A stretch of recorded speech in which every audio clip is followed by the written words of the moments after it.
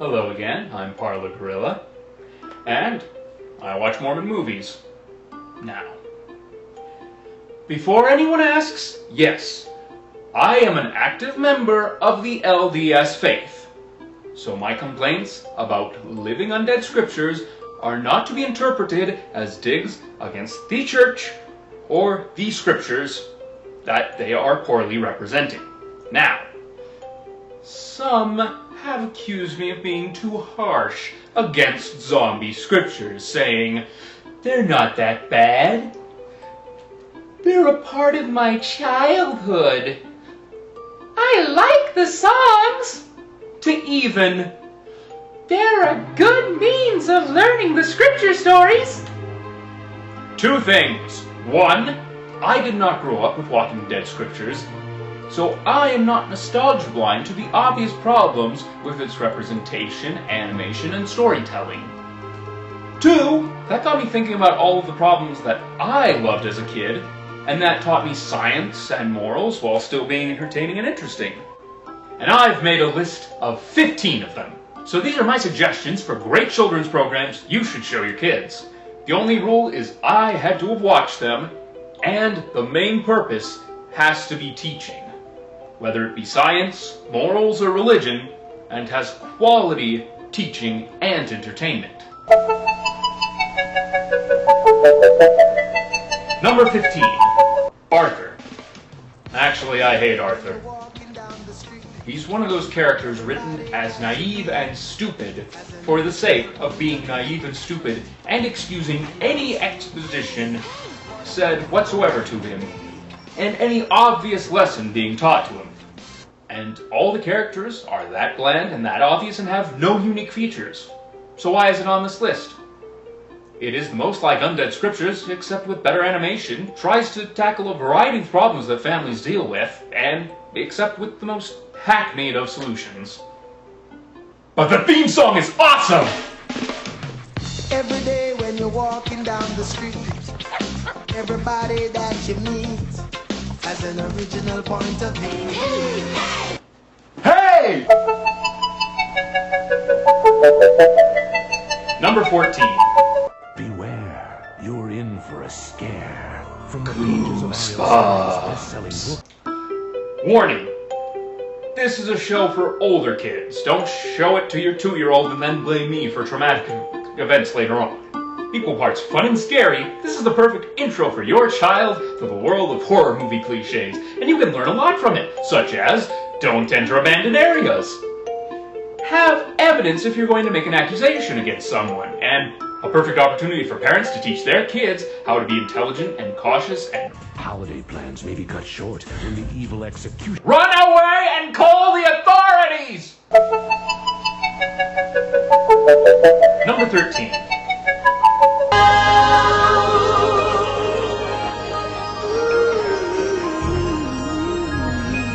Reading Rainbow.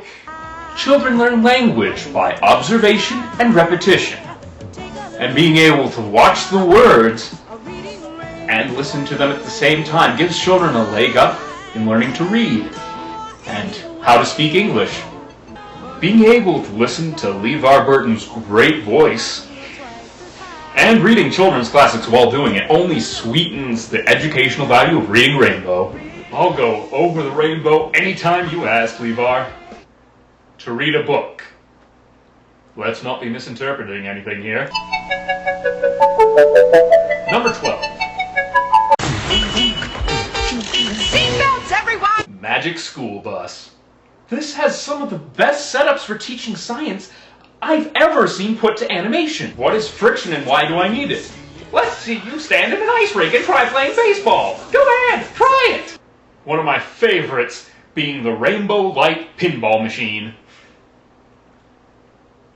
Why are rainbows so popular in children's cartoons? Number 11. It's Schoolhouse Rocky, the chip on the block of your favorite schoolhouse rock. These songs will get stuck in your head. That's okay. It's in the name of teaching you science, math, and history. Conjunction, junction, what's your function? Working up multiplication to music. Rocking with grammar and science and history. With music on the menu, learning's really no mystery. This is actually how I have the first bit of the Declaration of Independence and the Constitution's preamble memorized. If your kid doesn't learn by rote or by lecture, this might be just what the doctor ordered. Number 10. Cyber chase, we're moving. Cyber Chase! This little-known PBS gem taught kids math concepts while following 3 kids in an extra universal struggle against a green man with an absurdly large shin. One of the only shows I know to focus on math concepts and have unique organic ways of teaching them through the story.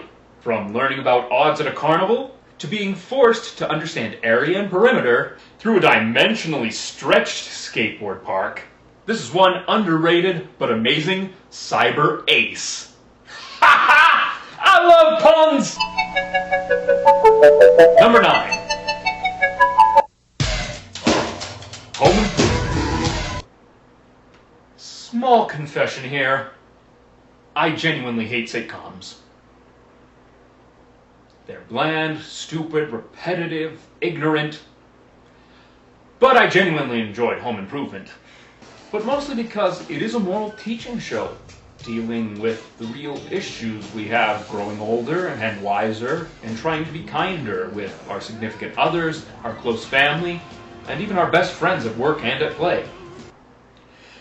And yelling, "Tim, follow Wilson's advice. You're going to by the end of the episode. Why not start doing it right now in order to get the problem over with instead of waiting the entire episode and suffering through the entire third act? Why can't you do that, Tim?" Oh, can't. 'Cause I'm a man! Number 8. Hysteria. If any of you saw this show as a kid, you probably either thought that was the most hilarious thing I've ever seen, or what did I just witness? Believe me, I thought both of those several times watching this as a kid.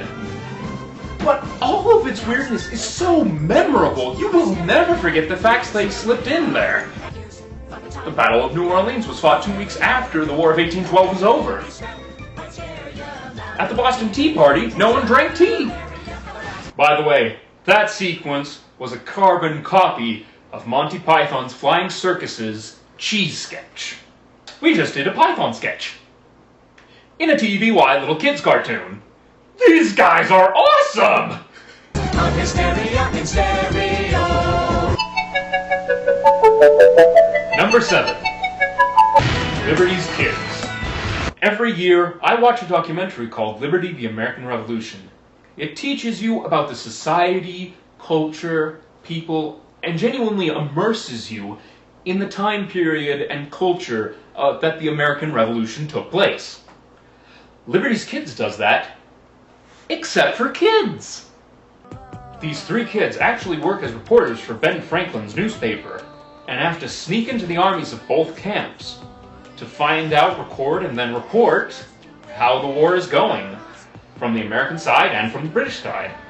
A great concept for a kid's show, and as far as I understand, very accurate to the time period and historical facts. So why isn't this higher on the list?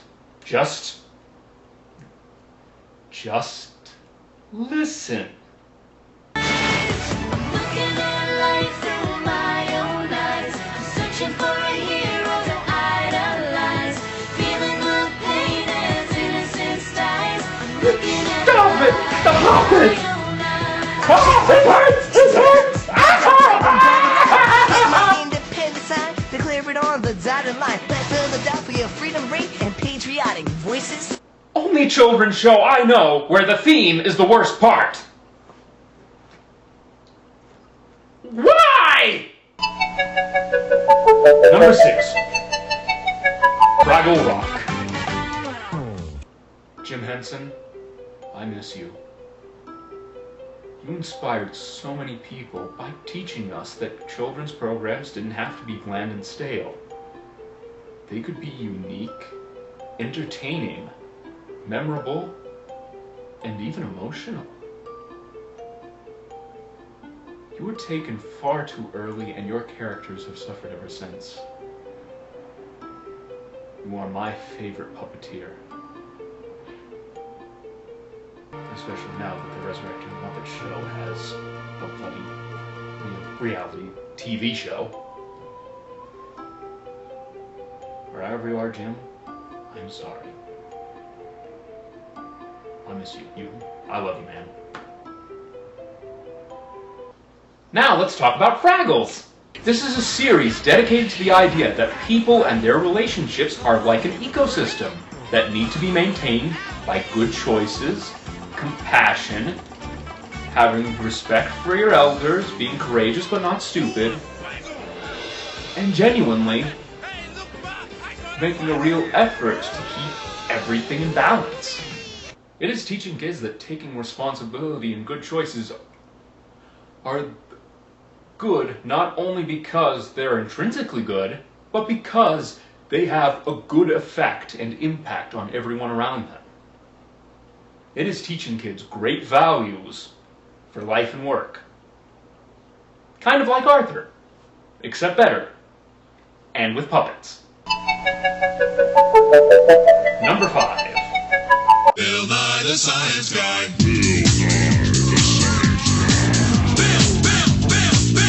This show made a concentrated effort to teach and reiterate a single concept in each individual episode, and used a number of clever and memorable examples, thought experiments, and visuals. It got you to understand and remember the basics of science in the most fun way possible. Great show! He's a great science teacher. I wish I had him as my science teacher. Number 4. Mr. Rogers' Neighborhood. This man lives and breathes to help children learn and understand.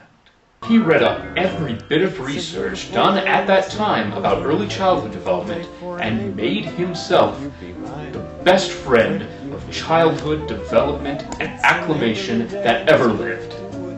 One of the greatest examples is that research had found that children are slower at understanding words because words are a new thing to them.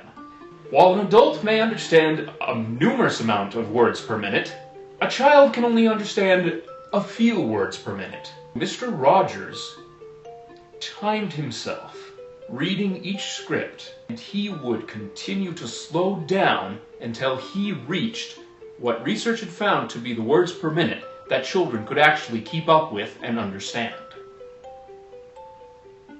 The reason he talks so slow? It's because he wants every child to understand him. Yeah, Mr. Rogers is awesome. Let's make the most of this beautiful day. Since we're together, might as well say, would you be mine? Could you be mine? Won't you be my neighbor? Number 3. Sesame Street. Disclaimer, old Sesame Street. Old, original Sesame Street. Back when Jim Henson was still alive. He was taken far too early, man. Each episode focuses on a single letter and or a single number for the entirety of the episode. But they don't give us much breathing room between sketches for kids and parents to talk about it. But on the other hand, it focuses an entire episode on one thing, in order to try and help children learn by reiteration. I believe they're trying to make up for the lack of pausing with the increased amount of repetition. I love this for the variety of the sketches, their simplicity, and their music. But let's face it, it was the denizens, citizen denizens? How do I say that word? But let's face it, it was the denizens of Sesame Street that kept you coming back. Oscar the Grouch, Big Bird, Grover, Cookie Monster, who could forget everyone's favorite? The purple guy. You know, the one whose character and look they stole for Neuroses and Inside Out. The only one I have to criticize is the grammar-challenged Elmo. Yes, it's cute when kids mess up their language while they're still learning, as long as it doesn't become a permanent fixture of their language. It's supposed to be a temporary thing. Come on, Elmo, you've had 2 decades! It more than earns its place as one of the greatest children's edutainment shows ever created. Okay, before I proceed, I wrote this list in response to Living Pink Nightmares in order to show how many quality products there are in opposition to the Dead Sea Scrolls. The next 2 are the most like Living Scriptures, except far better at animation, character development, storytelling, teaching their lesson without beating you over the Number 2?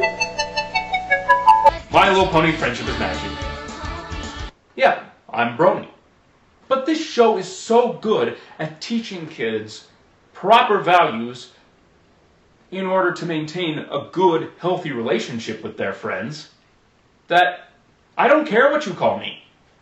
This show is still a great product. It's well worth your time and money, and will make a genuine effort to teach your kids how to be a moral, responsible, and great friend.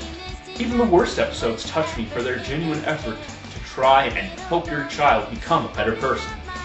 Yes, its primary aim is little girls and selling merchandise, but the friendship lessons are still valuable and will make a better person out of you.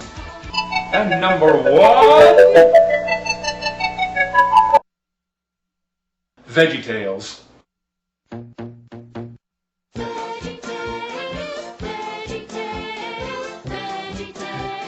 This is the show that is every Christian's mother's dream come true.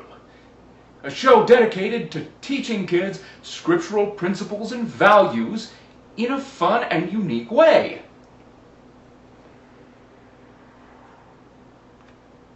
When did I change clothes?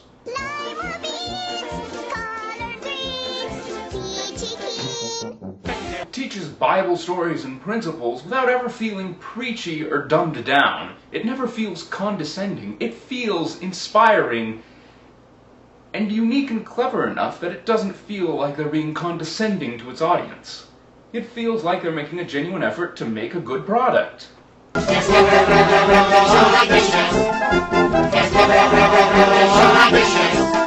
Its language is simple and direct without being condescending. And like Undead Sea Scrolls or MLP, the animation is put on a budget, yet with what they have, they managed to make it look active, epic, dynamic, and even unique without looking like garbage. You.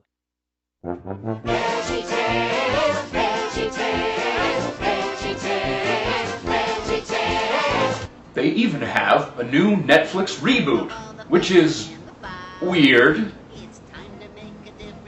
and has a slightly different setup with a suburban sitcom-ish vibe. Honestly, when I watched the first episode of the Netflix reboot, I was underwhelmed, to say the least. Thankfully, though, it is still teaching scriptural principles, it's just the setup has changed. I don't think it's the best setup. I think the original setup worked better for it because a suburban sitcom works because the characters have specific ages and relationships, whereas the vegetables in VeggieTales have never had specific ages or relationships to go back to. So half the time Larry acts like, half the time I think Larry's an adult, half the time I think Larry's a complete child, and I don't know which he is, and that doesn't really make sense when your show is supposed to be sort of like a suburban sitcom except with vegetables. I mean, the Netflix reboot is still good, it's still teaching scriptural values, I just don't think it's as good as some of the older ones are. It's still worth watching. Cauliflower, sweet and sour, half an hour. VeggieTales.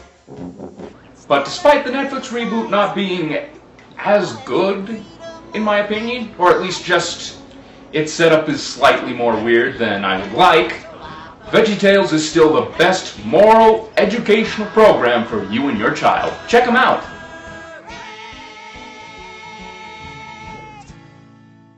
Are there any of these you would like me to go more in depth with?